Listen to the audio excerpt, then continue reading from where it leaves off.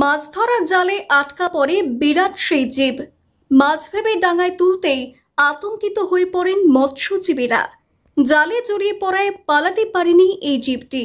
মৎস্যজীবীরা জাল থেকে উদ্ধার করে নিয়ে আসে, দড়ি দিয়ে বেঁধে গ্রামে নিয়ে আসে।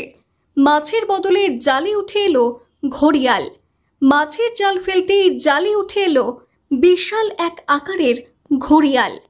ঘড়িয়ালটি দেখতে ভিড় জমান আশেপাশের বহু মানুষ। এদিন ঘড়িয়াল উদ্ধারের ঘটনায় চাঞ্চল্য সৃষ্টি হয় এলাকায়। মানে এখনো স্যার আমি একটা কথা বলি, এখনো যে আতঙ্ক খালি এইটাই যে কুমির তা বুঝতে পারছি না। এটা ধরার পরেও আমাদের ওই পাড়ায় আরেকটা খবর হয়েছে যে এখন আরেকটা ওই কুমির ওইদিকে দেখা গিয়েছে নদীতে, এবং আমরা কালকে মাছ ধরতে গেছিলাম। কালকে কিন্তু একটু উপরে ওখানেও একটা আমরা দেখেছি। এখনো আতঙ্ক আমাদের মুঠি কাটেনি। এখনো যে এই নদীতে কুমির নেই তার কোনো মানে রাখছি না, এখনো কুমির থাকতে পারে এরকম আমরা দেখছি। দীর্ঘ 4 দিনের প্রতীক্ষার অবসান।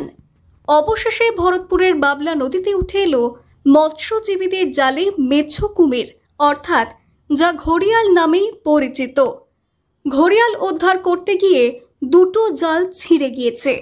যদিও অবশেষে মৎস্যজীবীদের জালে উঠে আসে ওই ঘড়িয়ালটি, পরে বন দফতরের হাতে তুলে দেওয়া হয় ঘড়িয়ালটিকে।